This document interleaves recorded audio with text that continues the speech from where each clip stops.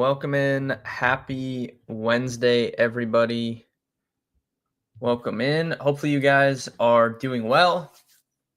Big Wednesday stream today. We're going to have Steve coming on at his usual time. And who knows what we'll get into today. Probably some baseball, some football. We'll talk a little NFL until he gets here on the stream. If you guys missed yesterday's stream, I kind of went over we talked a lot about NFL, some guys I'm higher on than consensus at each position for fantasy. We talked about a couple teams to make the playoff bets that I like, kind of kicking off the NFL futures talk. Maybe we can get into some more of that before Steve gets here today. We can talk maybe a little. Someone in the chat, let me know. Do you want to do Super Bowl or do you want to do MVP? We can do either one of those today. And then I'll post my full card once the blog comes out with the few of my favorite picks in there. But obviously we've kind of been talking about them all on the stream this week. So someone let me know in the comments if you want MVP or Super Bowl talk today. I also gave out the schedule for the rest of the week. So today, as you can tell, was an early stream since I'm live right now. Tomorrow is going to be another 4 p.m. stream. We have 3 preseason games tomorrow. So I will try to have a preseason blog out like I did for the Hall of Fame game for tomorrow night and kind of highlight some. It doesn't even have to be applied to DFS. I mean, I think that's kind of the genesis of the article, but it can more so just be applied to who I think is going to be playing in the games, like who's going to get the playing time, who we should be watching, what we should be watching for. There's a lot we can take from some of these preseason games. Trey, thanks for tuning in. So sorry I missed episodes. Did you NFL Top 100 review? I did not. We'll save that. So tomorrow we're going to talk preseason. Friday. So here's the schedule. Today, obviously right now. Tomorrow, 4 p.m., we're talking preseason. Friday has to be early because Fantasy Football Expo in the evening. So Friday, we will still talk preseason. But maybe we can talk NFL Top 100 on Friday as well. But that's going to be an early stream. So tomorrow afternoon, Friday early. That's scheduled for the rest of the week. Fantasy Football Expo this weekend. I'm starting to get my bigger drafts scheduled. So the plan is for all of my bigger drafts, except for one that I know is in person. I will plan to stream the draft so you guys can kind of see how I'm building my teams. Obviously, my big draft article will be out hopefully by this weekend anyways. So you already know how I'm building my teams, but if you want to watch my drafts, I know for a fact I have let's see here. Let me check the date on this. I have a $300 buy-in draft on August 28th at night. I think that's a Thursday. Yeah, that's the Thursday before the season starts. So definitely I'll be streaming that $300 draft. You guys can come in. It's at 7:30 at night, so you guys can tune in and we'll draft my team. But all my other big drafts I will plan to stream as well. But maybe we'll talk top 100 on Friday, Guru, because I haven't even looked at the list yet. I wanted to save it and give my raw reaction to it when I looked at it. So I haven't even looked at the top 100 list. I think the only thing I saw from it was that they had Ladd McConkey at number 100. I think. You can confirm or deny that. I thought I saw Ladd McConkey was number 100. And if that's the case, I already know the list is going to be terrible because there's simply not 99 better players in the NFL than Ladd McConkey. There's just not. So I thought I saw that and I thought that was hilarious. Let's do Super Bowl today. So we'll start talking a little Super Bowl, and then Steve will come on, and who knows what we'll get into with him. There's a lot going on. Baseball playoff race is going crazy. So we got some stuff to talk about there. Yeah, that's an insane start. Yeah, there's not even like, I don't even think there's like 9 receivers better than Ladd McConkey in the entire NFL. So how could there be 99 players better than him? It just doesn't add up. I wonder how many receivers are above him on that list. I'm going to be checking that out when we go through. I haven't sat down and like ranked receivers, but I think it would be hard for me to imagine Ladd McConkey is not a top 10 receiver right now. Just considering the rookie season he had, especially the second half of it, metrically, I mean, yards per route run, all that stuff, absolutely elite. And he's just good. I mean, he's arguably the best route runner in the NFL. Keenan signing sets back which yeah, I don't think it affects Ladd as much as people are making it out. Keenan played inside and outside for Chicago last year.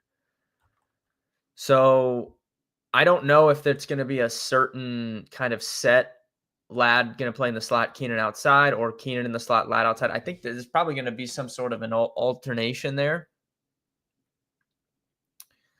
But I don't think it affects Ladd very much. It obviously affects the supplementary guys.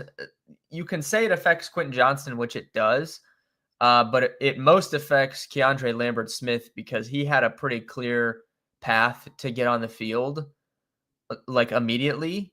And, bringing in Keenan Allen affects that. So I would say Lambert-Smith is the one that gets affected the most.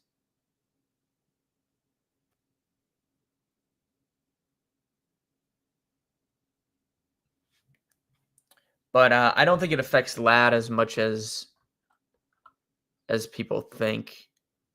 And I kind of like, I've been going through this. It's like, I'm wondering, like, if we look at just DVOA last year, the Chargers, I want to see where they ended up. I'm trying to figure out, like, defensively,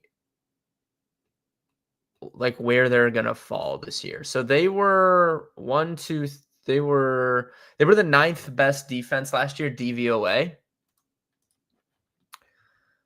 I feel like they lost a good amount on defense relative to what they brought in. They lost some guys on the D-line. They lost some guys in the secondary. I don't know. Like, I'm kind of back and forth on this. Like, whether I think the Chargers can replicate that number 9th overall defense. I don't know if they can. And if they can't, I think that would be just a more net positive for the passing game, because maybe they're in more, neutral situation games. Maybe they're in more games where they're trailing. They're not going to be able to salt away games late in the game with the running backs. So I'm pretty excited overall about McConkey this year. I like Keenan coming back. I think Quentin Johnston could have a good season, maybe. We'll see. But McConkey is the big winner still, especially if their defense is not as good as it was last year. And he goes right in that range. Let me pull back up the ADP before we get into the Super Bowl talk. But let me pull back up. So ADP, McConkey right now, he's going 11th off the board. And we were kind of talking about this yesterday, how I'm going to be taking a pretty firm stance to fade Tyreek Hill. I obviously like London way better than him. I like A.J. Brown way better than him. A.J. Brown's been dealing with a hammy in camp, but it does not sound very serious. So I much prefer A.J. Brown to Tyreek. I much prefer Ladd McConkey to Tyreek. And then I prefer both T. Higgins and Jackson Smith in the Jigba to Tyreek Hill as well. So Ladd goes right in that 11-12 range. Underdog, he's the 11th off the board. DraftKings, he's the 11th off the board. He's pretty much the 11th off the board everywhere in terms of receivers. AJ's 10 off the board everywhere. Drake is 9 off the board everywhere. T has a little fluctuation between the 13, 14 slot, depending on what the website is. But DraftKings, he's 13th off the board in both DraftKings and Underdog. JSN is that 16, 17, pretty much 17 everywhere. And I'm going to have him up around 13. So definitely higher consensus to the field for me on him. But I'm pretty excited. I don't know how much lad I'll end up with. You guys know he was in the My Guys section of the article last year, so I had him on quite a bit of my teams. Don't know where I will end up on him this year, but you guys know we'll probably be playing him quite a bit in DFS, and it's just if I have a back end pick,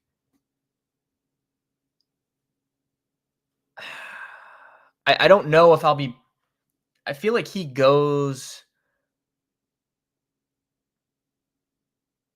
kind of goes like late second. I don't know. I haven't done enough drafts where I pick in that range. It seems to me like every draft I've done so far, I have a late round pick, and I have 8th out of 10 in my home league this year. Or no, I have 9th out of 10 in my home league this year. In this $300 buy-in, that's reverse order of the standings, and I came in 3rd last year, so I have 8th pick in that one. So it's like I keep having back-end picks. So a lot of my mock drafts that I've done even, it seems that I have late round picks.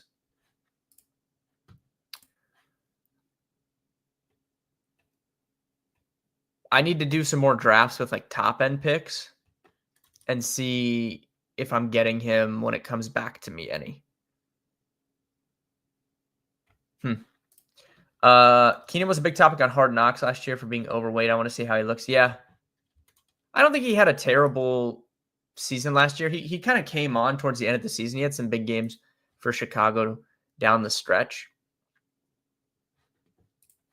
As far as Super Bowl goes, I think I took 4 Super Bowl futures. We kind of talked about my strategy last week a little bit with how I'm going to be targeting the NFC, but let me confirm. Yes, I've taken 4 Super Bowl futures, one of which is a 2-unit. I don't really ever do that, but I did this year. And then I have some like third of a unit plays. So to start off my exposure at Super Bowl this year, Super Bowl futures, Kansas City Chiefs at plus 850 is going to be a 2-unit play for me. I talked about it yesterday a little bit. I love what the Chiefs did this offseason. I think they're going to be right back. They really have not been shown up in the AFC yet. So I can't put the Buffalo Bills or the Baltimore Ravens over them until they go out and prove it to me. Because those teams have failed to prove it against very, very good versions of the Kansas City Chiefs, and they failed to prove it against more lackluster versions of the Kansas City Chiefs, like last year, right? I would say last year's version of the Chiefs was one of the worst that we have seen, especially the offensive line was very suspect. The playmakers without Rashee Rice were very lackluster. I mean, he was throwing to Worthy and Kelsey and Juju. That's like what we were in Noah Gray. That's what we were getting in that playoff run. They still went to the Super Bowl. So I think that me personally, I'm a little bit lower on the Bills than consensus this year. Not that I think that they're bad. Not that I think they're going to miss the playoffs or anything like that. I'm not saying that. But when it boils down to it, the Bills ran very hot last year in terms of injury luck on the defensive side. They forced a ton of turnovers. Let me look this up. I'll tell you where they ranked overall. Yeah, they were number 1. They were number 1 in the NFL in turnovers last year. And this is like a wide margin. Plus 24 on the turnover differential for the Buffalo Bills last year. That's number 1 in the league. Number 2 was Pittsburgh at plus 16. So this is a very, very wide gap. And that's not something that I personally believe to be repeatable year to year. So when we factor in extreme turnover luck in their favor, pretty favorable injury luck in their favor, they did bring in Joey Bosa, which I like, but overall, I think Buffalo's defense probably going to take a little step back. Again, I'm not saying they're not going to they're going to win the AFC East. They're going to get in the playoffs. They're going to be in big time playoff games. But when it boils down to it, I'm probably going to be just a little bit lower on them. Baltimore, I think, has improved from last season greatly. I love what they did on the defensive side of the ball. And when it comes to Baltimore, it just comes down to if they're not going to beat themselves, because the last 2 times that they played the Chiefs in big games in the playoffs, they beat themselves as opposed to the Chiefs beating them. So could Baltimore – I think Baltimore on paper is the best team in the AFC, bar none. I think Baltimore is the best team. That's why they're the Super Bowl favorite at plus 650. But I just can't. I don't know. There's just something they just get. No, none of these teams just lay down for the Chiefs in these playoff games every year. It doesn't make any sense to me. And I love what the Chiefs did. I think they improved the offensive line. I think they hit on. I thought Josh Simmons was a steal with their pick. They brought in Jalen Royals. They're going to have Rice back, so much better weaponry for Mahomes. Much better offensive line situation. The defense is going to do what the defense does. So I'm putting 2 units on the Chiefs to win the Super Bowl. I think they're going to get back to the Super Bowl. Whether they win or not, I don't know, but I'll take my chances. So I don't normally do 2-unit futures on a Super Bowl, but I did this year because they were under 10-1. And I took the Kansas City Chiefs as my main Super Bowl bet. I'm also taking 2 bets for around a quarter or a third of the unit. Both of those are going to be NFC teams, which we talked about on the stream last week. First being the Green Bay Packers. They're 18-1 on FanDuel, but they are 20-1 on DraftKings. So I took this at the better number over on DK. Green Bay Packers. Yeah, I think they're one of the ascending NFC teams, along with Washington, who you can see is priced right next to them, and Minnesota, who is not far behind. So I like this Green Bay team a lot this year. I think Jordan Love is going to have a big season. Again, I like what they did. I didn't necessarily like Matthew Golden as a prospect, but I like them looking to add weapons. They were really burned by, like Dontavian Wicks and stuff at times last year. I don't think they'll be dealing with that unless there's big injuries this year. So I like the Packers at 20-1, and then I took Minnesota at 22-1. I wouldn't argue with anyone putting Washington in this group. San Fran, I'm a little bit concerned about the defense, which we talked about. And then the Rams, I'm just concerned about Stafford holding up over the course of the year. So that takes them a peg down for me as well. So Minnesota and Green Bay are my 2 NFC teams that I'm playing. And then I'm taking a very, very small shot on the Atlanta Falcons, who I'm very high on. The Falcons are 65-1 on FanDuel, 80-1 on DraftKings. So if you're tailing along with these, make sure you shop for the best line. Huge gap there. 65-1 on FanDuel, 80-1 on DraftKings for the Atlanta Falcons. Again, I don't expect the Atlanta Falcons to win the Super Bowl, but maybe there's a situation, where I think they're going to be a playoff team. Maybe they get in there, they win a playoff game, and we have some nice hedge opportunity. Or maybe they do a Washington Commanders, right? Make a miracle run to the conference championship game, and there's some hedge opportunity there. Maybe somehow they get to the Super Bowl, and I don't know. We can't predict the future, but I'm high on this team, and I thought 80-1 was generous. I don't expect them to win, but I'd like to open myself up to the potential to have some hedge opportunities once we get to the playoffs. So 4 Super Bowl futures for me to start out. I may add one more throughout the season, but that's usually where I cap out at like 4 or 5 of these. So I might add another team by the time we get to the middle of the season or something. I don't know, but I feel pretty confident with this group. I think we're going to have some playoff teams here. Obviously, I think the Chiefs are going to be, in the AFC Championship game like they are every single season, barring, like an injury to Patrick Mahomes is probably the only thing that would deter me from the Chiefs. But yeah, these are my 4 Super Bowl picks as of right now. And you'll notice a common theme because we talked about Atlanta yesterday. Atlanta, Arizona, these are the teams, Green Bay, like those are the three teams I'm probably higher on than consensus. Minnesota too. I mean, Minnesota was pretty good last year though. Like Atlanta and Arizona, I think are going to take big steps forward. Minnesota was already really good last year. I think they'll be just as good or better with JJ McCarthy at quarterback over Sam Darnold. But you'll just notice a common theme that those are the teams that I'm most interested in right now. So I gave you guys my 2 to make the playoff bets. Kind of correlated with the divisions too, because I took both those teams yesterday to win their division, and then the 4 Super Bowl picks. I also have 3 Offensive Player of the Years, 4 MVPs, and a couple bigger units. The biggest unit you already know, which is Browns under 5.5 wins. We've talked about that on the stream quite a bit, so I don't need to save that. But we still have the awards to talk about. I also like some Coach of the Years this year, but unfortunately, I can't bet that market in Ohio for some reason. I can bet on MVP. I can bet on Offensive Player of the Year, Rookie of the Year, Comeback Player of the Year, but I cannot bet on Coach of the Year for some reason. I'm not sure why. So I might have to go offshore for that or have somebody assist me with that. But I do like some Coach of the Years, and no shocker, they're with the teams that I kind of expect to outperform expectations. That's kind of been the MO for these coaches winning that award recently. So like Arizona, Atlanta, Tennessee, Carolina, those are the coaches and the coaching spots that I'm most interested in. I think those teams can outperform their kind of expected preseason profile, and that would lead to those coaches being in the mix for that award late in the season.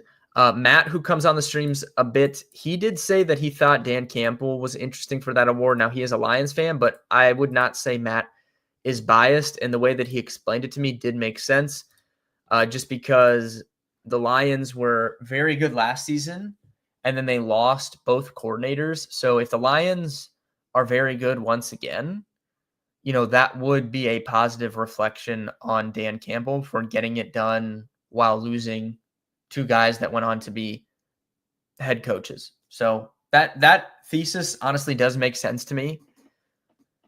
I can't see the odds on the awards because I can't bet on that market, but Matt did say he was interested in Dan Campbell, and I think that thought process does make a little bit of sense as well. All right, Steve should be coming on, I'm pretty sure. If you guys have any questions on anything, go ahead and ask. I'm trying to see, quick look ahead. Wow, the Colts got super steamed in this game.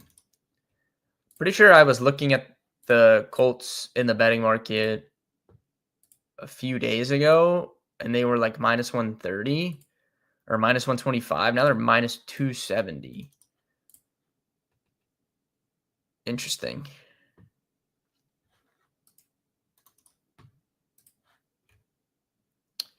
I might parlay this with something, to be honest. I do like the Colts to win this game tomorrow.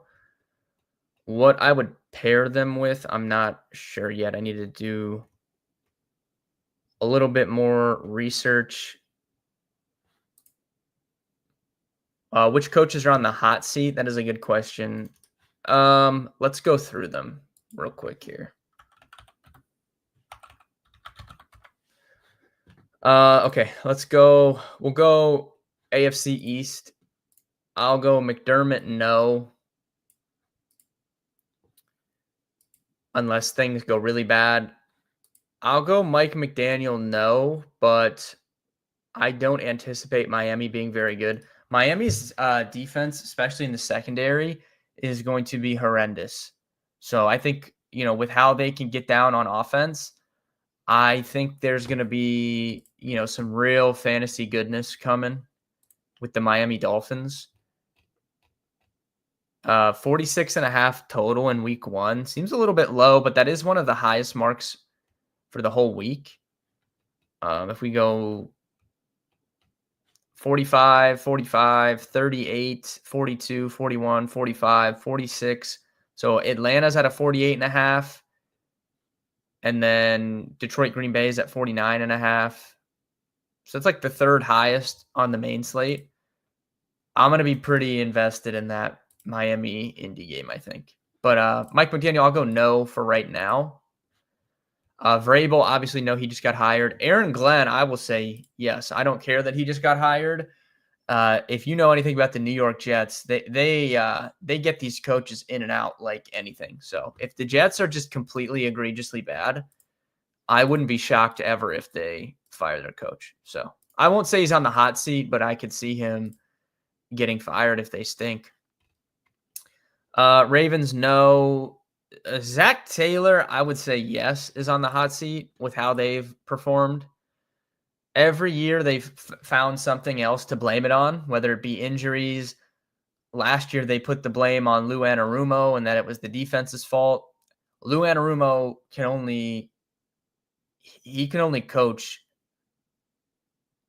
the players he's given. So I don't necessarily buy the Lou Anarumo blame for the Bengals, especially considering he was like a high point for them back when they went to the Super Bowl. But anyways, Zach Taylor, I'll say yes. Kevin Stefanski, I'll say yes. Mike Tomlin, I'll say yes. So I would say the AFC North is pretty heavy on that coaching hot seat to start the season. Houston, no. Indy, I'll say maybe. Liam Cohen, no. Schottenheimer, I'll say no. Denver, no. KC, no. Las Vegas, no. And the Chargers, no. So for the AFC teams, hot seat, I think you're looking squarely at the AFC North. All of Cincy, Cleveland, and Pittsburgh have coaches on the hot seat. And I would rank those the hottest seats in the AFC by far. NFC, Giants, yes. Cowboys, no.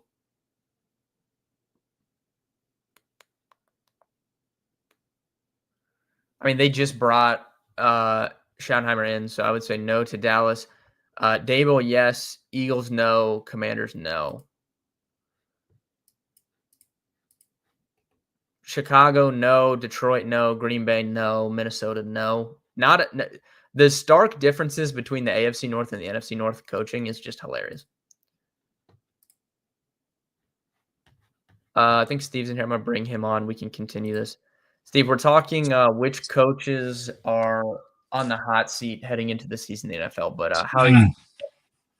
Good. I'm doing great. Thanks, Ben. It's always the bright spot in my week when I get to come and join you and join those in the chat room. Yeah, I think we've been having some good streams recently, you and I. I think we've been having some good streams. Very fiery. Yeah. Fired up. Most definitely. And we've been holding each other accountable. Yes. And we've got to hold you accountable for your baseball performance this week. So and what's up with Mookie Betts, man? I mean, that guy is like, I guess he's just not good now or something. I don't know. Did I make the comment previously? I said when you win, it's harder to get motivated to get up and win. Yeah, and I mean, the guy's hitting 236, and he just went on he finally last night had a good game. He went 3 for 4.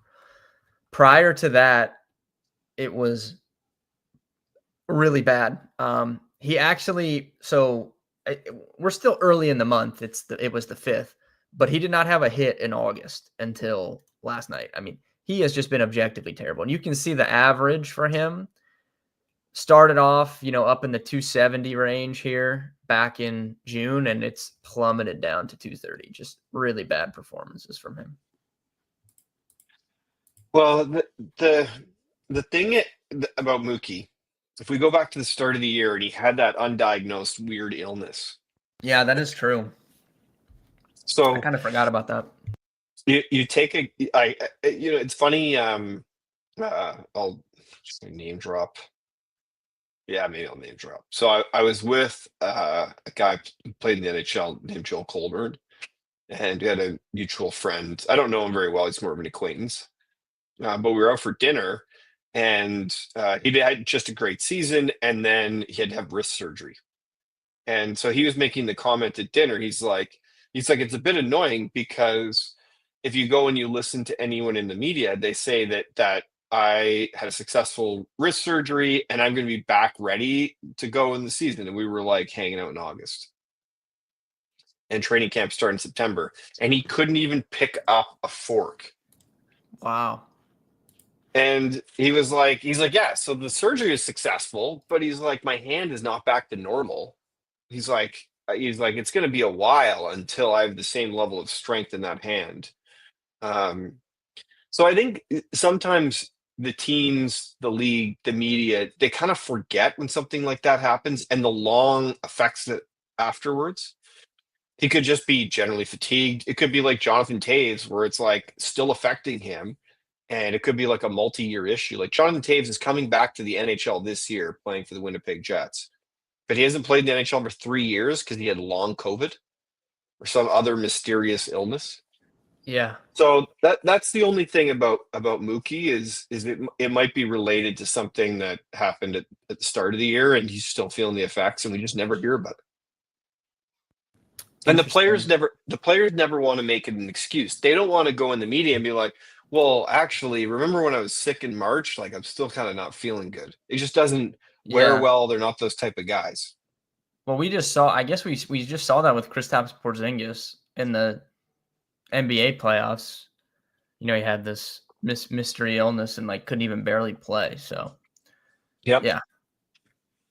All right. Before we switch fully to baseball, continuing with this. So how I had this ranked, I said for the AFC, the coaches that are on the hottest seat are all in the AFC North. Funny enough, that being the Bengals, Zach Taylor, Browns, Kevin Stefanski, Pittsburgh Steelers, Mike Tomlin. That's the three hottest seats, I would say, in the AFC. You can agree or disagree with that. Sorry, one sec. I got something else I just got to deal with really quick. No, you're good. You As keep going. You keep Yeah, going, and I'll. so NFC, the North, none of those teams. The East, only Brian Dable, I would say right now. NFC South, I would say no to Tampa. I'm pretty sure Todd Bowles just got an extension too. I would say no to Carolina. I would say no to Atlanta. The Saints, I would say no, but the Saints are in that same category with the Jets, to where even though I wouldn't call that a hot seat, if they just suck, I would not be shocked if they just get rid of the coach and they find another one. I wouldn't be shocked, especially New Orleans, because it didn't even seem like they wanted Kellen Moore to begin with, and they kind of just got stuck with him. So I wouldn't say his seat's hot, but won't be shocked if he got fired at the end of the season. And then NFC West, Arizona, no. The Rams, no. McVay will coach there till whenever he decides not to. San Fran, no. And Seattle, no. So I guess the big four for me overall are the three AFC North teams, and then Brian Dable with the New York Giants. That would be the hottest seats for me going into the season, I think.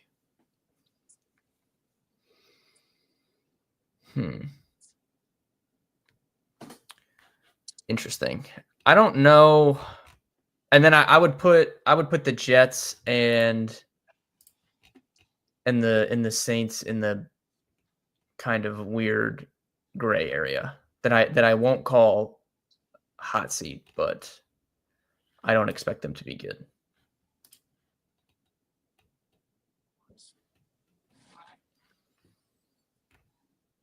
I'm gonna look up a list, actually. Let's see if other news outlets agree with me. Let's see.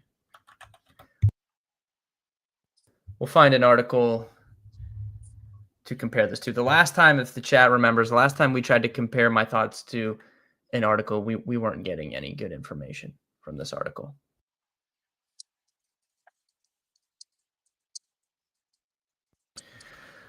Okay. So first of all, Google AI says Brian Dable, which I agree with. Mike McDaniel. Eh,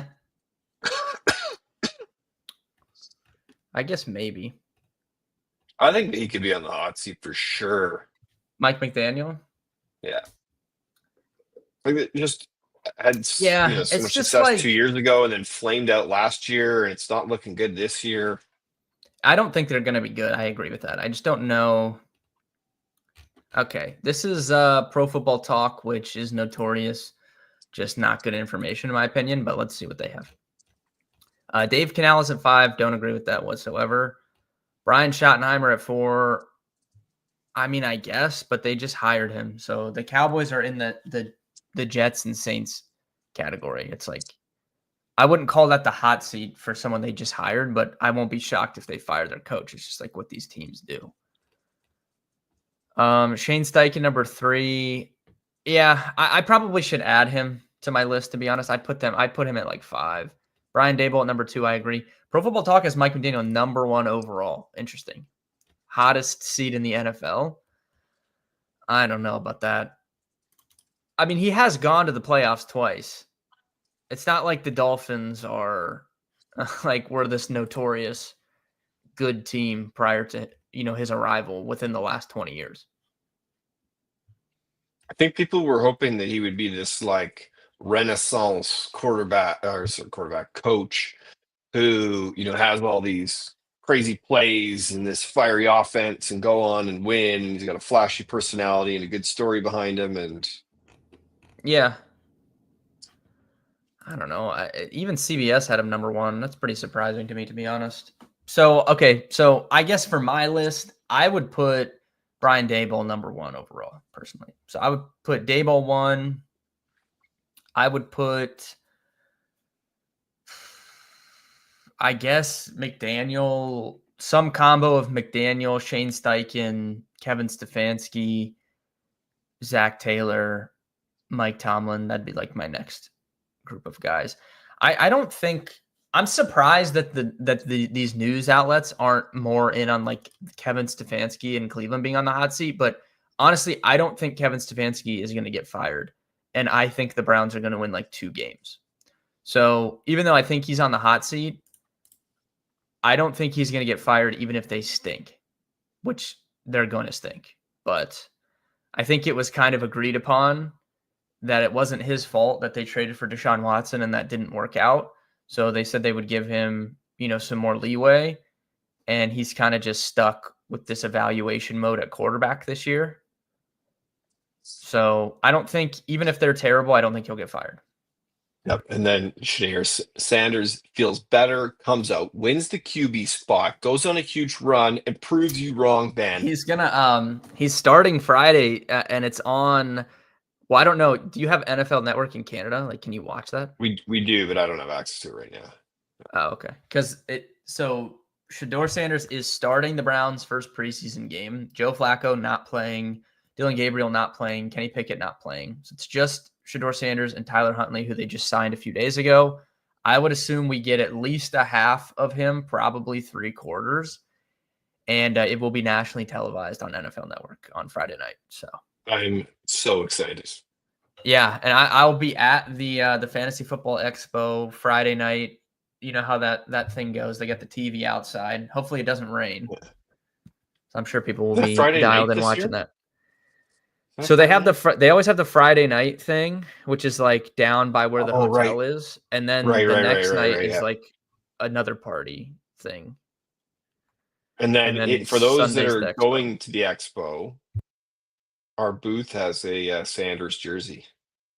Well, that's why I was gonna say, I'm like, how fitting is it that he's starting now Friday night? We're gonna be giving away the jersey on Sunday. What if he like throws 30 touchdowns and just like, first of all, Cleveland is already.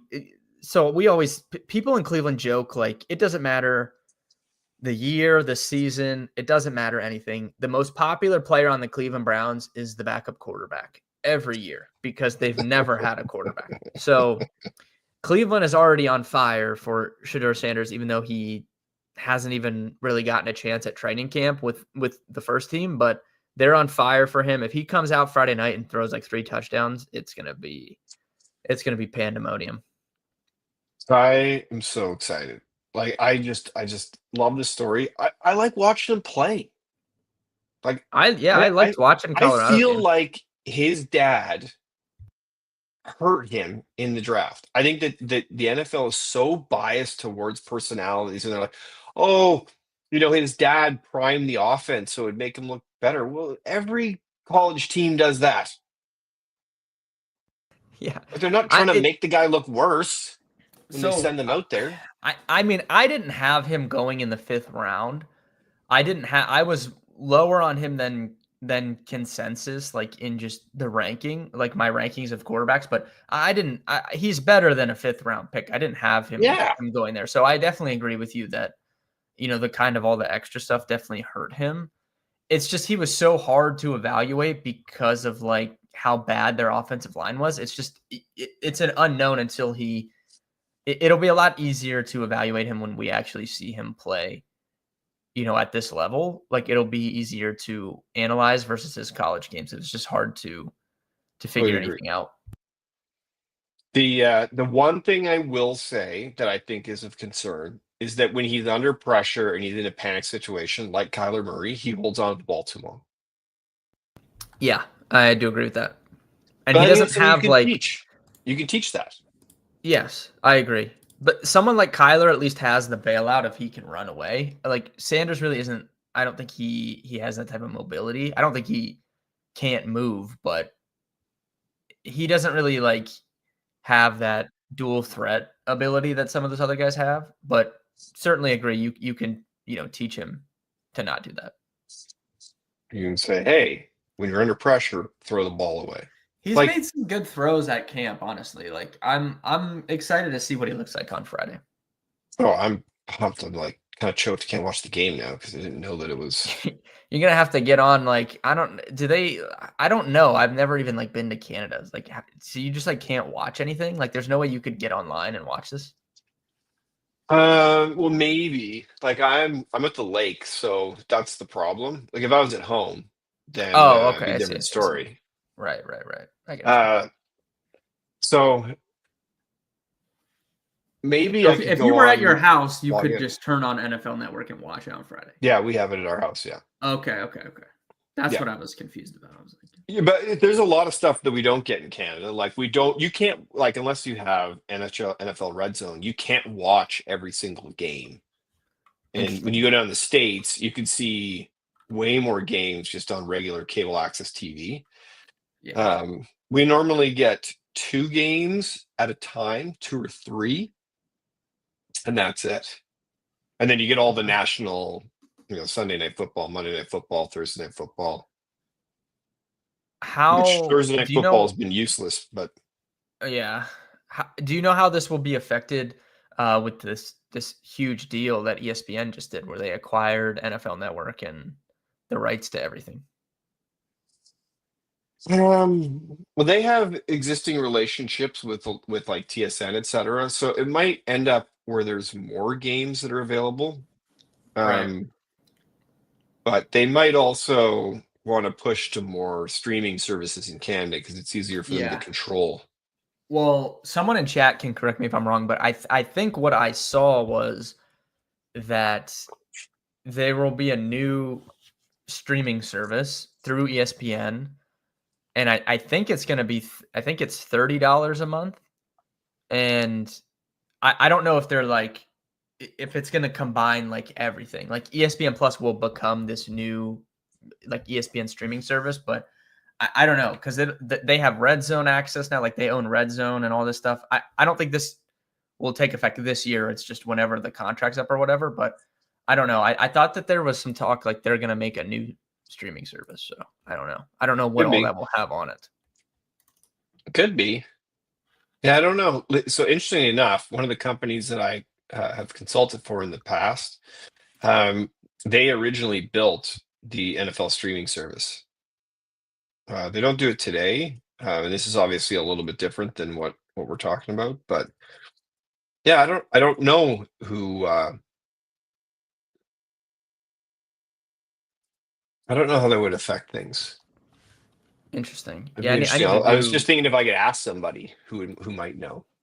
Yeah, I need to do some more research on it, I guess. All right. I mean, do you have any other football thoughts? I guess we can kind of switch tones here and talk a I little wanted bit to of go back to baseball. Mike Tomlin. Like, Yeah. do you like? I don't think.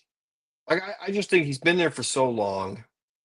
You got Aaron Rodgers, and I actually I like Aaron Rodgers again, as we talked about. I watched that, and I even some of the stuff recently. He won't sign the kids, or he's doing this and that. I kind of feel like it's like you're trying to paint him in a certain way. Um, so maybe people might not like that take on him, but I look at it, I'm just like, yeah, they need new life there. He is an exceptional coach, but it's just run its course. I think it's time. So I would put him much Yes. higher on that. I think he's out coaching. I put him as number two in my opinion. I think Mike McDowell's number one. Yeah. Tomlin's number two, and it's not because he's a bad coach. I think it's just like you have to bring new life at some point into the organization. No, I completely agree. I think he's a good football coach. I think he's a good leader. I think he has a ceiling as a coach based off of kind of how he operates, but I don't think he's a bad coach at all. And like you said, it's run its course. Like what else can they do? They do the same thing every single year. They outperform expectations in the regular season. They go to the playoffs. They play an actual team. They just get destroyed every single year. As And they I don't say in really know how hockey, they they're can in the change. mushy middle. They're in the mushy middle. Yeah, they definitely are. I would go as far to say, like, I'll just predict, like, I think this is his last year. And I think he knows it Yeah. there. And I think that's Well, why he they brought Aaron Rodgers in. Like, I think they're just going all in.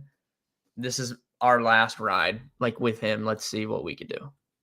well, and you got to think of it too. Like he might want to leave. He might be like, I need a change too. I've been here forever. Remember when he was like a young coach? Now he's an old Yeah. coach. Yeah. Yeah.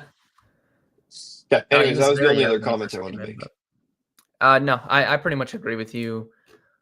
Where he would go, I don't know. He's one of those guys I could see like he'll take a year off, maybe, Yeah. and come back. Eddie But Perez is in the chat. Hello, Eddie. I was thinking that he could go to like one of these upstart programs. He might like quickly back to Cleveland. I don't think Stefanski gets fired because when you suck, you need a really, really good, strong coach in the room to make sure that the entire organization does not die from within.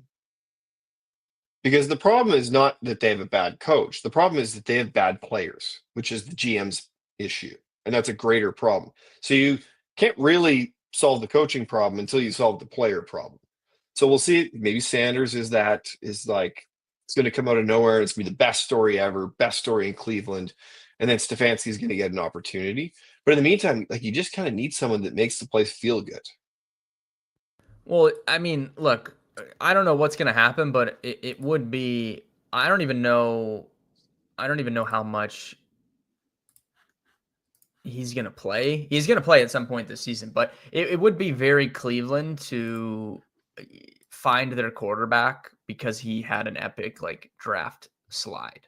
Like that would be Yeah, it was just the so good. most poetic Cleveland, way for yeah. them to find that. Eddie said, "Give me the over on that Falcons Bucks game in Week 1." Yeah, that's the highest total on the board. I'm pretty sure 50. What was it? 49 and a half, I think. Yeah, 48 and a half.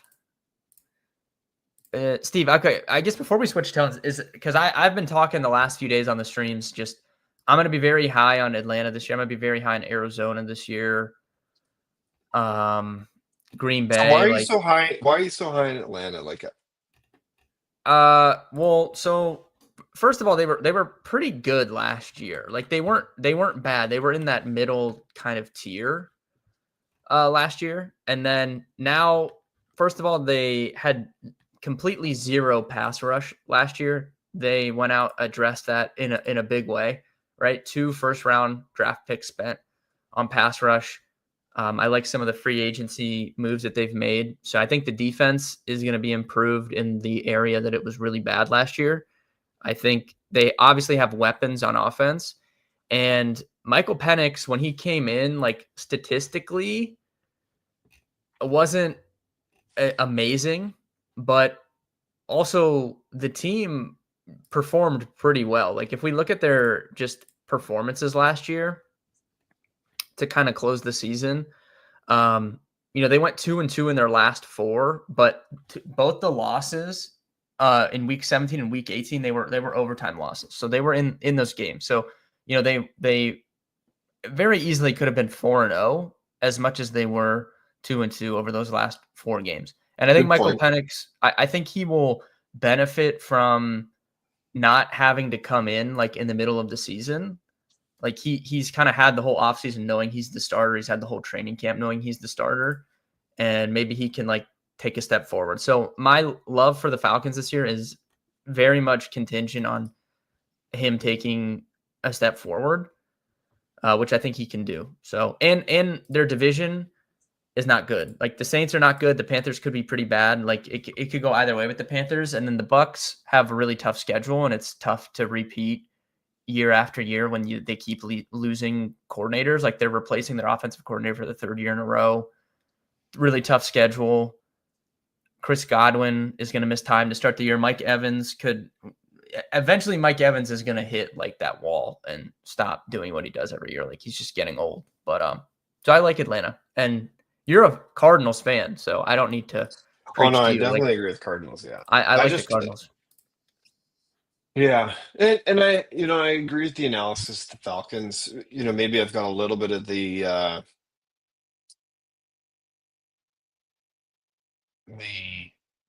historical bias, which I think is the of all the leagues, the NFL flips over year to year, unlike any other league. And so, yeah, I think Penix, you're right. If he's got a full year, full summer coming in, knowing he's the guy, could be good, could be bad. And then Kirk Cousins is back in, and we don't know what will happen. Yeah, my question I was going to ask you was, do you have any teams that you're kind of you think could be a sleeper team, or just someone that you're higher on taking a step forward?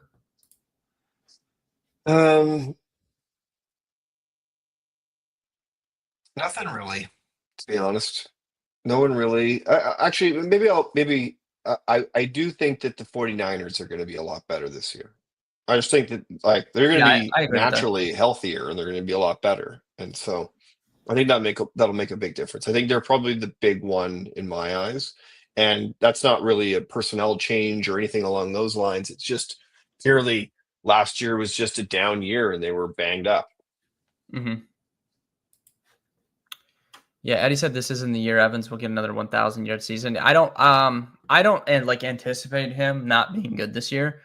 And I'm like the biggest. Mike Evans is probably my favorite player of my 8 or 9 years of doing content. Like over this 8 or 9 years, Mike Evans is probably my favorite player. But he could get hurt. I don't know. Like he's just getting old, so I gotta. Yeah. It's gonna be But tough, man. When he's done, I'm gonna be sad. I never count out Baker Mayfield. Like we go back to like the Browns. It's like, what were you thinking letting him go? Like, Yeah, he needed a change of scenery, though. I mean, he was really bad his last. I know he was hurt, but I mean, he was bad his last 2 years there, and then he bounced around teams. Like he went to Carolina again, bad team. He wasn't good. Um, but he was good so in it kind of LA. yeah, but that's what I'm saying. Like he's good when the situation's good, but he's not. I don't think he is one of those guys that's going to elevate your team. When he was good on the Browns, it was when they were kind of at their peak. They had a very good offensive line and they had a very good defense. The few years that they weren't good when they had him, I mean, he kind of just did basically what he did in Carolina. And I'm not blaming him for that. A lot of quarterback play is situational. There's only a few Yeah, guys that can elevate your yeah. team for sure. Well, I come back to the point of like, and we've talked about this ad nauseum. You're searching for these keystone players, and the longer you can have them in your franchise, whether you're good or bad, the better, because you don't know when you're going to find the next guy. So you come back to Cleveland, we're talking about Shadir Sanders. Like, if you still had Baker Mayfield and you were able to build, you don't have to worry about that position. You can draft around to fix the other things. Cleveland's in a better spot. But he has 2 bad years. You're like, he's not the guy, and you give up on him right away, and then you Deshaun Watson and blah blah blah. So that's my whole point. I just feel like the NFL, they just give up on people so quickly, Yeah. and in a lot of cases, it's a mistake because it hurts them long term. Whereas, and again, I'm a hockey guy. In the NHL, they don't give up on guys as quickly, and they bounce back, and they're able to build around them, and they're able to do a bunch of things. It doesn't always work out, but in a lot of cases it does. So Yeah. I like Baker Mayfield in Tampa. I know they got a tough schedule, but I'm still optimistic with Evans and Godwin. I also picked Godwin in our expert league, so bit biased there. Yeah, they have a very good. I mean, even after those guys, like the weapons are still very good for Tampa Bay. All right, so yeah, I guess we can switch over to baseball if you want. Yeah. You want me to share my screen? Yeah, go for it. Somehow I put my waivers in on this stream last week, and I don't know if I like clicked out of it and like didn't submit it or something, but I woke up on Monday and none of them they weren't like they didn't Yeah. go through. So I don't know if I'm sure it was user error on my part, but yeah, I don't know what was up with that. Well, so then I was going to ask you, because I went and picked him up instead. I was like, oh, I guess Yeah, you you don't want him. stole him. Your Well, boy. but I picked him up I picked him up on Monday during free Yeah, agency, and he was there. yeah, So I was like, I don't know. Okay, all right. I guess Ben isn't interested yeah. in Bailey. You got your boy Nathan Lukes as well. He's been on fire this week Yeah, again. yeah. But I did want to point out, not good. No, not a good That performance from our guy there. that did not work. That did not work. Not much better, but slightly better, and he got the win because I took him off. The other reason why I was looking at Bailey is because he had 2-start week. Yeah. Okay, well, should we go back and try to pick you up some pitchers again? Yeah, and then we also need to talk about we need to talk about this playoff race too, because this is heating up here in the It American is. League especially. It is definitely heating up. Okay, let's find, where are you? Okay, so you got a few injured guys still. Do we know when Michael King's coming back? He was on this rehab assignment, I think, or he was supposed to start it. Let me get an update on him. Let's see.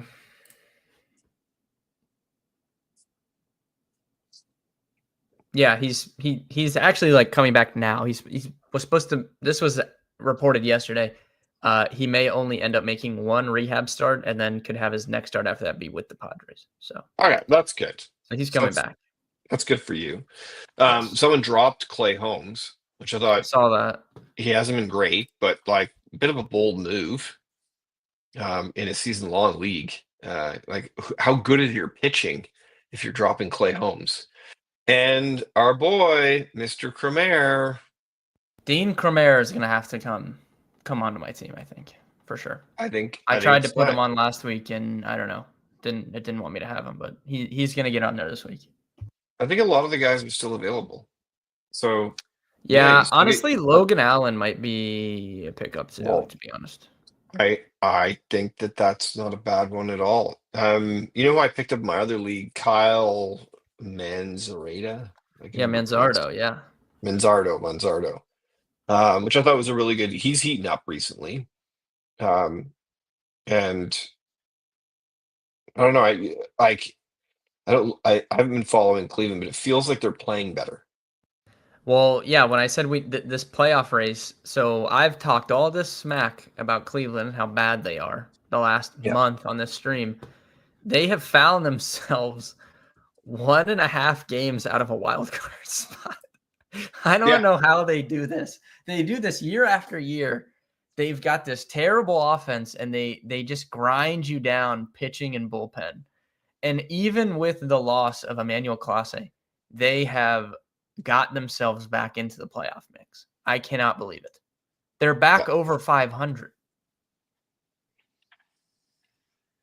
Cleveland. Also, the Boston Red Sox, who we talked about on the stream, were like almost 3-1 to make the playoffs at one point. What a find by us. I mean, they are just absolutely rolling 9-1 over their last 10, Yeah. just cruising. Yeah. Whoever bet the futures on that one did well. Yeah. But I felt like that was one of those ones where, you look at the tea leaves and it said playoffs. Yeah, They just couldn't be that bad for that long. the bad luck in the one run games, and then all Yeah. the Yankees fans that laughed at them for trading Devers. I hope that those people are having fun because the Red Sox Well, have a better record now. and like how bad are the Yankees? Like Yeah, they're talking about yeah, Boone being out. yeah. Which I mean, could well, they made these bullpen trades that hasn't worked out. Devin Williams has been terrible. They sent Jake Bird down the other day. The other day, I think that was yesterday or the day before. they're still holding on the team ranking, but that's probably from the start of the year because they were number Yeah, one, number two at the start of the year. yeah. They've just been terrible recently. 4-6 over their last 10. They're on a 5-game losing streak. Red Sox 7-game win streak. Yankees 5-game losing streak. Yeah. And then our Jays just Yeah, the just Jays holding strong. slowly trending up. It's been fantastic. Won again last night. Wasn't even a contest. Yeah, just dominating the Rockies. I mean, Yeah. just It's funny because everyone is like, this is a showcase for Bo Bichette to sign a massive free agency deal in Colorado. I was like, you think like you're gonna go beat the tar off the bat in Colorado and he's gonna be like, oh, I want to play here. they've outscored the Rockies 25-5 in 2 games. Yeah, like of course, yeah. Bo Bichette's not like, oh yeah, Just this is dominating. exactly where I want to play because my dad played here. Wait, speaking of that though, have we seen a marquee free agent go to the Rockies and be good in recent times? Because I can't even think. There's one that comes to my mind, and he was the complete opposite of good once he got there. He was actually terrible. We basically never saw him again, and that was Chris Bryant. Yeah, good point. Like, Totally forgot about did him. anyone ever watch Chris Bryant play a baseball game after he left the Cubs? I don't know if it's like he just disappeared and then just retired, and like, I don't know. Yeah, Has but anyone ever wasn't seen he that one of guy? those injury guys? Yeah, he got hurt a ton, but I mean, did he ever even do anything when he played? Like in Colorado? Yeah, I'm gonna look. I don't know. So I totally forgot he got traded to the Giants for like half a season too. Totally forgot about that. Anyways, Colorado, he played 42 games his first season. He hit 306, so he was okay. And then he played 80 games the next year, 233. Then he played 37 games, 218. Then he played 11 games this year, 154. This guy was a 4-time All-Star, won an MVP award at one point, won a World Series, just a professional hitter, and went to Colorado and just fell off the map. So I don't know, like who wants to go his play body for them? failed him though. His body failed him. I think he would be maybe not the best example of like Colorado wrecking a player because I think that he was on his decline already. Like I would actually say that was a bad example of like that would be a better example of Colorado signing a guy they shouldn't have. Like I can't buying the remember big them name. ever signing somebody good though. I was just thinking about it. I was like, I can't think of a single person. That's the only person I can think of that was like a big like splash that they made. Like I'm thinking back, like Larry Walker. That was Yeah, like that's 2 decades ago. that's like way back. So he's not going to Colorado. Like there's just No one is going to Colorado. yeah. Even though it would be like an awesome place to play baseball. That would be you got a fun ballpark, you can hit a mile. Denver's awesome. But yeah, organizationally they're not doing that.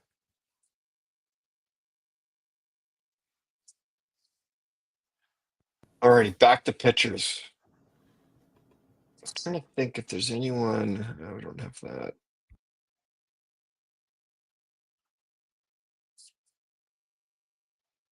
See, Dean just keeps coming up. Everything Um, comes up Dean on the stream. Ben Brown. Do you think he's lost his starter spot? Yeah, yeah. I would have him a little bit lower on my board, I think. Luis Ortiz. Yeah, inactive. Yeah. Yeah, he No is. kidding. I saw their Yeah, lockers are gone. Like they're just gone. They're gone. We'll probably never see those guys again. yeah. I would love to know the story though. Like they need to do like a 30 for 30 or Yeah, something on because it to like we explain.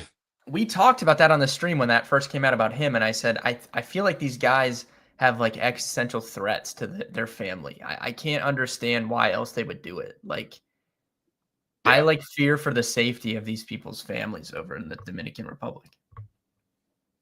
yeah. There's got to be something else going on. Well, you got a few options here. Should we look at some bats? Yeah, let's take a look here. I don't know, pull James apart a Wood, few. he's been struggling too ever since that home run derby. It happens every year. Yeah, Every year. there's always a couple guys that come out. It didn't affect Cal Raleigh, I'll tell you that. Yeah. It's The just big dumper. Well, he's no. just swinging. Yeah. He's just all caboose. It didn't affect him Yeah. whatsoever. Didn't change any timing because it all So starts in the caboose. speaking of him, do you think he can get MVP votes now since Judge missed some time? I absolutely. I think he's a I don't catcher. know. He's a catcher. Yeah, this is like a Like monster season for a catcher. I want to see what the MVP odds are real quick. he has like the thing as a catcher to go out there at the frequency in which he is right now, catch like you're on your knees. It's hard. You're involved in every single play. Um, and then you got to go out and smash homers like that. Like in my eyes, he's the MVP. Like not even close. No Judge one is else is even minus close. 320. I'm pretty sure he was like minus 1,000 before he got hurt. So it's come down a little bit, but it doesn't seem like he has any chance of winning MVP, unfortunately. Do you Hey, think? Judge and Sorry, Otani again.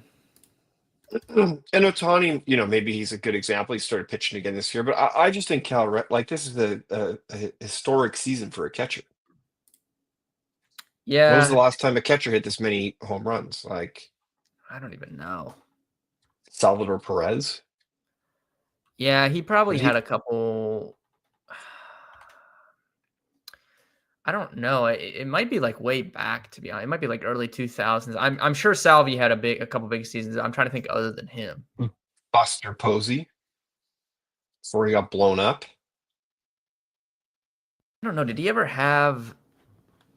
He never hit that many home runs, but he I was don't a think he he was ever an had that. MVP I think. caliber positional I player. think. I don't remember what year that was. Salvador Perez had like 50 in a season, Yeah. or close to it. And I think that's the only other time. I think that's the most ever in a season for a catcher. When I don't know when he did that. Let me see if I can look this up. Most home runs by a catcher in a season. So that was 2021. Salvador Perez. Yeah, he had 48. Yeah, you got to go all the way back. Johnny Bench, 45 in 1970. Yeah. Javi Lopez hit 43 in 2003 for the Braves. Todd Hundley, Mike Piazza. Yeah, like this does not happen, man.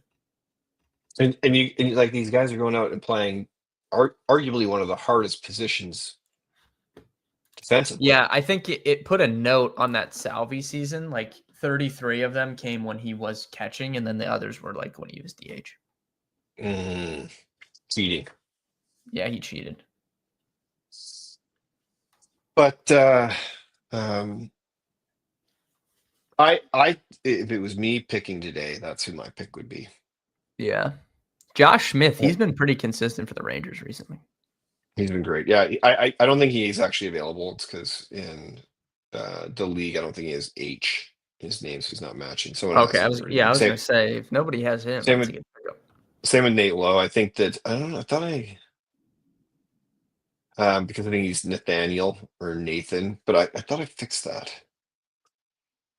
But I dropped Trev. I was like, you just have been too bad lately. What about old man Carlos Santana?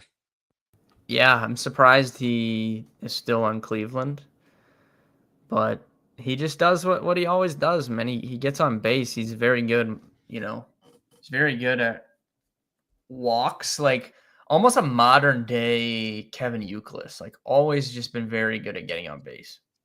Yeah, Just doesn't have a yeah. crazy batting stance, but But I like again, Cleveland making a little bit of a charge. Would he be a good guy to pick up in this home stretch? yeah, I mean, he'd probably be at the top of this board, to be honest. If I'm of these guys I'm seeing here. Still have at bats every year.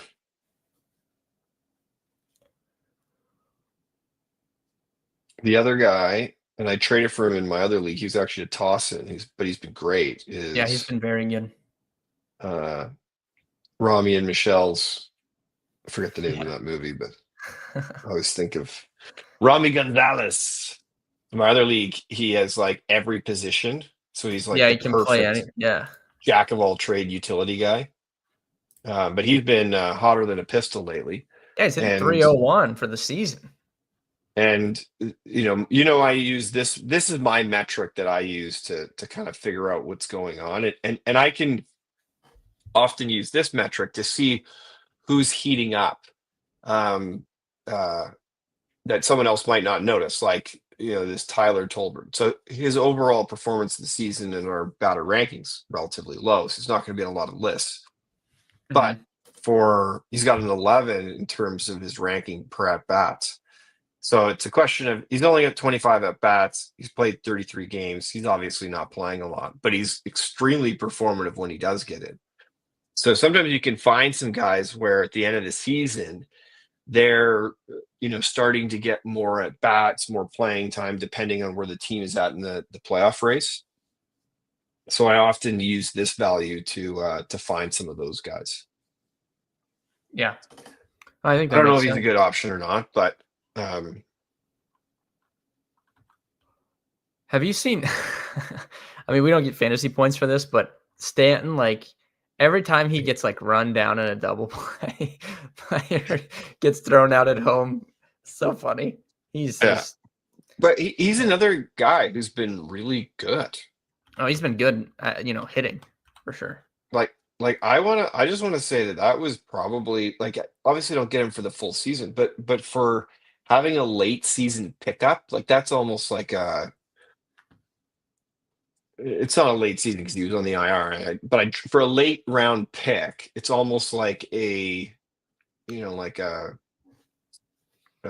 trade deadline trade to Mhm. bolster the team. What he's done for my offense, and Yeah, particularly he's because on been my really good. team, I'm my ribbies and homers. I think I'm last in the league. Yeah. Um,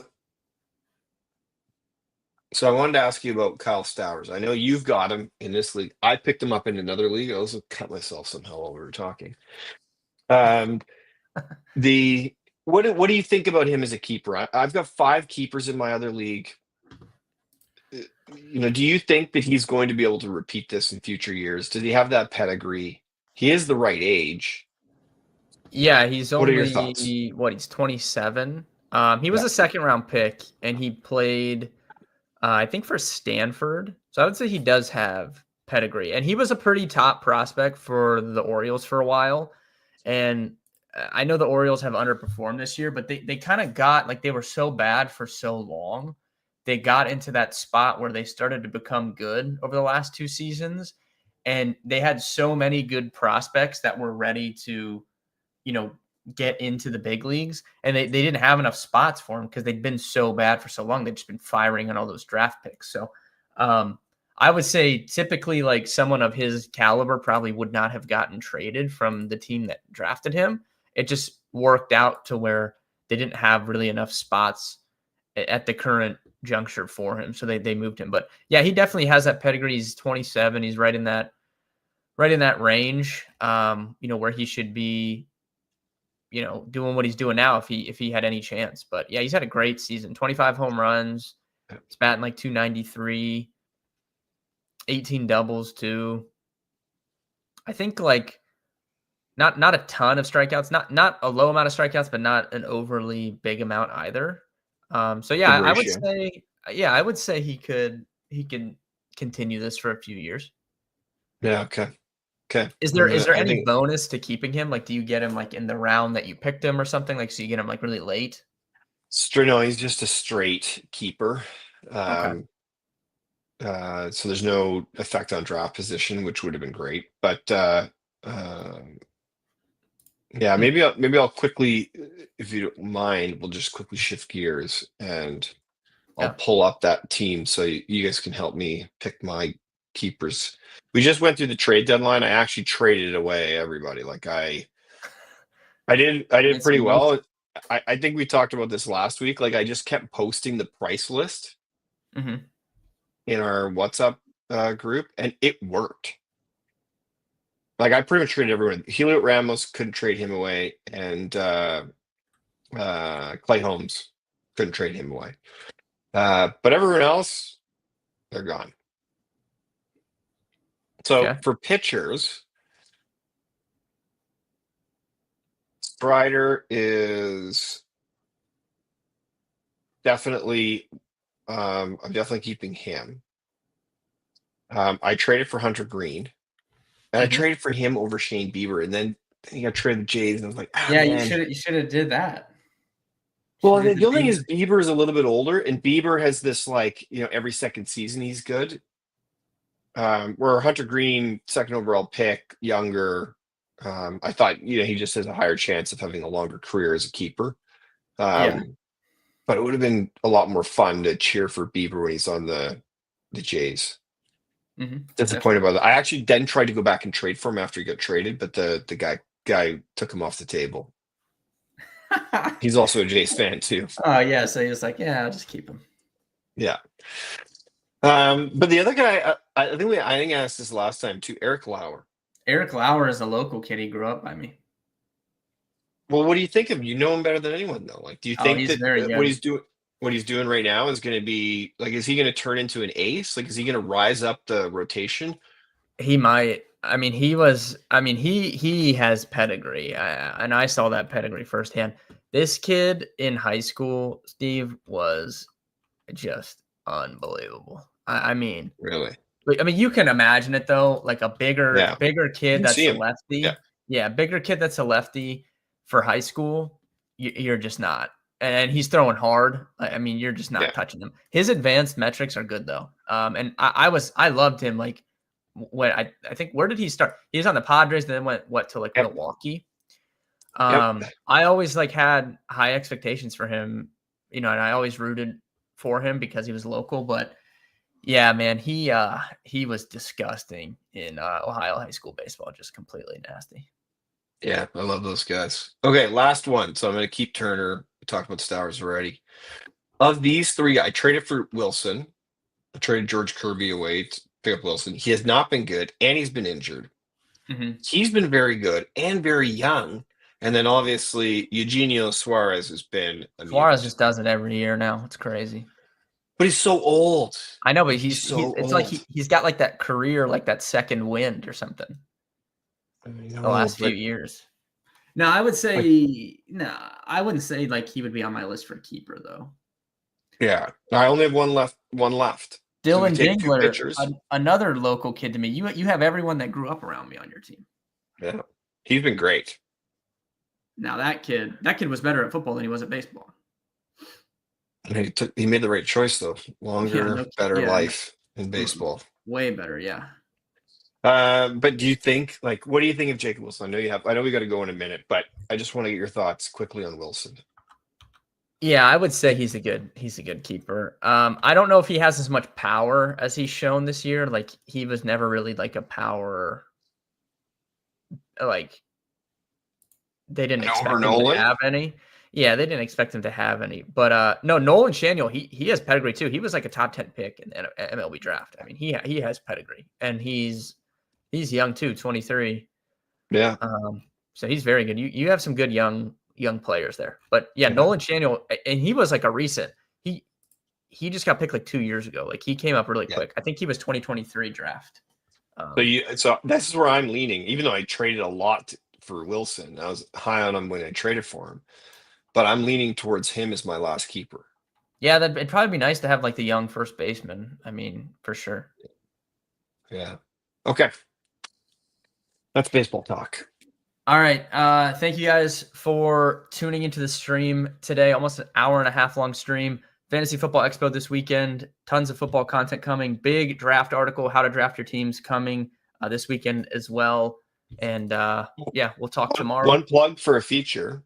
Yeah, go ahead. One of the things that we're deploying to SportWise this week or next week, I always got to be careful with timelines, is the ability to take a data space that's been shared and add it directly to your account. So if Ben's posting stuff that you love, you can just go and click the add button and it's going to be right in your account now. You don't have to go through the community and find it. You can just hit add. I like that. So it's coming down the pipe. That's just going to make the whole process of taking this stuff, your draft kits, your team rankings, survivor pool stuff, add it directly to your account, and then you can go play with it yourself or just use it as you wish. Awesome. I'm pretty excited for that. But yeah, tons of content coming. Tomorrow is a 4 p.m. stream, preseason football tomorrow night, and then Friday we're back at 11. So that's the schedule for the rest of the week. Good luck tonight, and we'll see everybody tomorrow. Thanks, everybody.